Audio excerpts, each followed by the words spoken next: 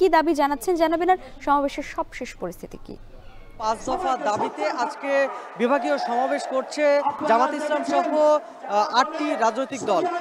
এখানে আমরা দেখেছি যে বেলা ১২টার পর থেকে কিন্তু এই যে বিভাগীয় সমাবেশ, এই সমাবেশের কার্যক্রম শুরু হয়। তবে এর আগে থেকেই খুলনা বিভাগের বিভিন্ন জেলা থেকে কিন্তু এখানে নেতাকর্মীরা উপস্থিত হতে শুরু করে। আপনি দেখতেই পাচ্ছেন হাজার হাজার নেতাকর্মী কিন্তু এরই মধ্যে এখানে উপস্থিত হয়েছেন।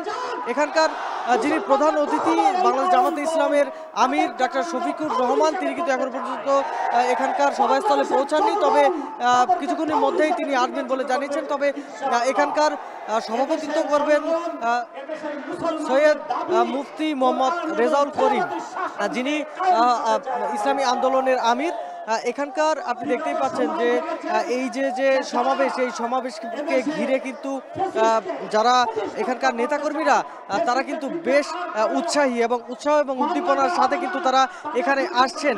এখানে আমরা দেখেছি যে বিভিন্ন নেতাকর্মীরা কিন্তু বক্তব্য দিচ্ছেন। তারা এখানে কেন্দ্রীয় পর্যায়ে রয়েছেন, জেলা পর্যায়ে রয়েছেন, বিভাগীয় পর্যায়ের নেতারা কিন্তু এখানে বক্তব্য দিচ্ছেন।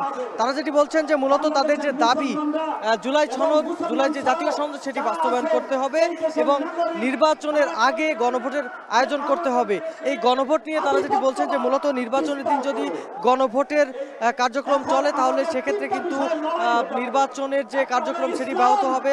সাধারণ ভোটাররা যারা রয়েছেন তারা তাদের যে ভোটাধিকার প্রয়োগের ক্ষেত্রে যে কার্যক্রমগুলো সেগুলো কিন্তু ব্যাহত হবে। সেক্ষেত্রে নির্বাচনের আগেই গণভোটের যে কার্যক্রম সেটি কিন্তু তাদের করতে হবে বলে জানিয়েছেন। এর পাশাপাশি আরও 3টি দাবি কিন্তু তারা রেখেছেন। সব মিলিয়ে 5 দফা দাবি রেখেছেন এখানকার যারা আন্দোলনরত, এই সমাবেশে যারা এসেছেন তারা।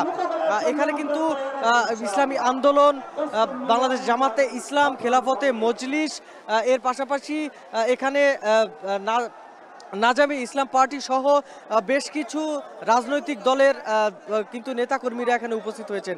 এখানে তারা বলছেন যে তাদের যে দাবি রয়েছে 5 দফা দাবি, এই দাবি যতক্ষণ না পূরণ না হবে ততক্ষণ পর্যন্ত কিন্তু তাদের যে আন্দোলন সেটি তারা চালিয়ে যাবেন।